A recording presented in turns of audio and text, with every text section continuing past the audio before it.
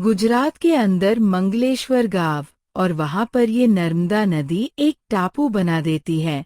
उस टापू पर एक 30-40 घरों का गांव था। उसमें जीवा दत्ता नाम के 2 ब्राह्मण भाई रहा करते थे और भी ब्राह्मण परिवार रहा करते थे। दोनों भाई प्रभु प्रेमी थे, संतों की सत्संग सुना करते थे।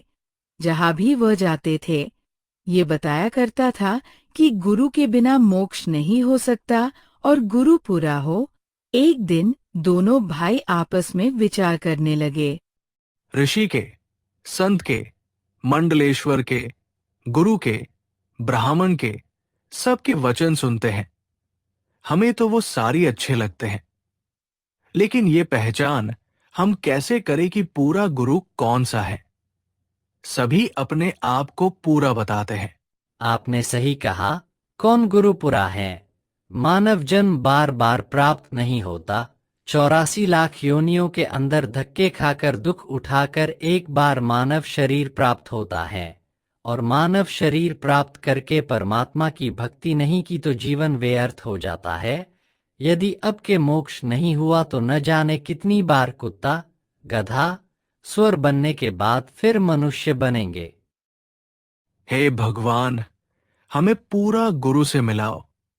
समझ नहीं पा रहे हैं, कैसे पहचान करें? ठीक है, विचार करके कोई उपाय निकालते हैं। मेरे मन में पूरे गुरु पहचान करने की एक उपाय आया है कि एक वट वृक्ष की सूखी लकड़ी अपने आंगन में लगाएंगे और साधु संत की चरण धोकर इसी सूखी लकड़ी के जड़ में डालेंगे, और जिस संत की चरणामृत से हरि हो जाएगी, उसे पूरा गुरु मान लेंगे। आपने सही कहा। चलिए ऐसा ही करते हैं, और भगवान की कृपा से हमें पूरा गुरु अवश्य मिलेगा। दोनों भाई ने ऐसा ही किया। वट वृक्ष की एक सूखी लकड़ी लाए और आंगन में लगा दिए, और साधु संत की चरणामृत लेने के लिए घर से निकल गए और एक संत के पास जाकर सत्संग सुना और चरणामृत के लिए प्रार्थना करते हुए कहा, महाराज, आपका ज्ञान हमें बहुत अच्छा लगा। थोड़ा चरणामृत दे देते तो हमारा जीवन सफल हो जाता।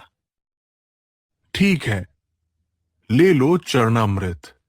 ये सुनकर दोनों भाई ने संत की चरणामृत अपने पात्र में लेकर घर वापस आया और सूखी लकड़ी के जड़ में डालने लगा, लेकिन कोई परिवर्तन नहीं हुआ। ये देखकर दोनों भाई बहुत उदास हुए। इसी तरह साधु संत के पास जाते और चरणामृत लेकर आते और सूखी लकड़ी के जड़ में डालते। कई बार साधु संत को अपने घर पर ही बुला लेते, आहार कराते और चरण धोकर लकड़ी में डालते, लेकिन कुछ नहीं हुआ। ऐसे कई वर्ष बीत गए। एक दिन दोनों भाई आपस में विचार करने लगे।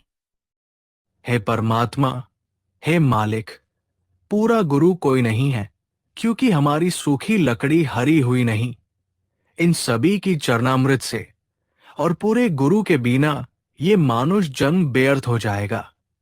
हे परमेश्वर, या तो पूरा गुरु मिलाओ, नहीं तो ये मनुष्य शरीर हम दोनों भाई का खत्म कर दो दाता, और शेष जीवन उस समय देना जिस समय पृथ्वी पर कोई पूर्ण गुरु संत आया हुआ हो।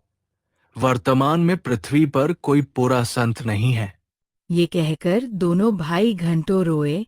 इसी तरह रोज परमात्मा को याद करते और रोया करते कि हमें पूर्ण संत मिलाओ।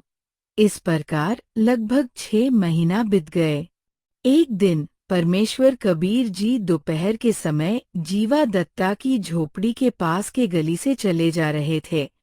जीवा बाहर आया और देखा कि एक संत आ रहा है। उसने अपने भाई से जाकर कहा, भाई, एक संत आ रहा है, आज्ञा हो तो बुला कर लाओ। आपने सबको देख लिया। इन सब के पास कुछ नहीं है, क्यों जख्म नया करे? फिर न जाने कितने दिन रोना पड़ेगा। छोड़ो इन बातों को। जीवा के बार बार कहने पर दत्ता बाहर गया और देखा कि परमात्मा वापस आ रहे थे उनकी तरफ। दत्ता ने जाकर चरण पकड़ लिए और बोला, हे परवरदिगार, ये दास की झोपड़ी है, एक बार दर्शन दो, पवित्र करो दास की कुटिया को। ठीक है भाई, चलो चलते हैं। दत्ता ने परमेश्वर को बुलाकर ले आया और बैठाया, और जीवा ने दत्ता से कहने लगा, जा दत्ता, थाली ला, परात ला, महाराज जी का, संत जी का चरण धोएंगे। संत तो भगवान का ही रूप होता है, जल्दी जा। दत्ता ने जल्दी से थाली और पानी लेकर आया और चरण धोए। धोने के बाद जीवा ने कहा, जा दत्ता, संत जी का चरणामृत को कहीं ऐसे वैसे नहीं डालना चाहिए, वहां पौधे में डाल दिए, जा जल्दी। ये सुनकर दत्ता ने चरणामृत लेकर सूखी लकड़ी यानी टहनी में डालने आया और जूं ही पानी डाला। डालते डालते ही कोपल फुट आई उस सूखी वट वृक्ष की टहनी में। ये देखकर दत्ता ने आवाज लगाई। जीवा, दौड़ के आना, जीवा, जल्दी आना। ये सुनकर जीवा दौड़ कर आया और देखा, देखते देखते ही लंबे लंबे पत्ते हो गए। दत्ता ने कहा, देखो, आज भगवान आ गए, हमें भगवान मिल गया, जिसकी चाह थी वो मिल गई हमारे को।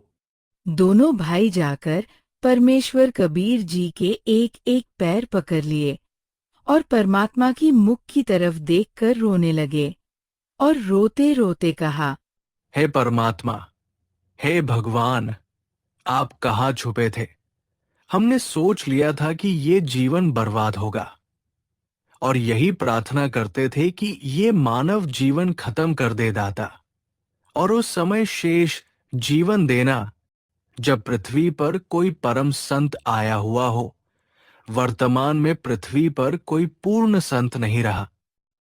बच्चा, यदि पृथ्वी पर संत नहीं होगा तो इसमें आग लग जाएगी, यहाँ रह नहीं सकता प्राणी। संत एक आध और भगत रखता हो या स्वयं आता हो, जिससे पृथ्वी पर संतुलन बना रहता है, नहीं तो दुनिया आपस में कट के मर जाएगी। हे परमात्मा, हमने आपका बहुत इंतजार करी। 6 महीने में आप नहीं आते तो हम मर जाते, क्योंकि हम सूख के कांटा हो गए थे। दोनों भाई ने उपदेश लिया और ज्ञान सुना। सबसे न्यारा ज्ञान और सबसे न्यारा भगवान, इसी तरह परमात्मा आते रहे, ज्ञान सुनाते रहे। कुछ दिनों में वह दोनों भाई ज्ञान से परिपक्व हो गए। यूपीपीएससी प्री आरओ यारो की शानदार तैयारी, क्योंकि उत्कर्ष लेकर आ रहा है आरओ यारो के लिए एक प्रीलिम्स टारगेट बैच, यानी कि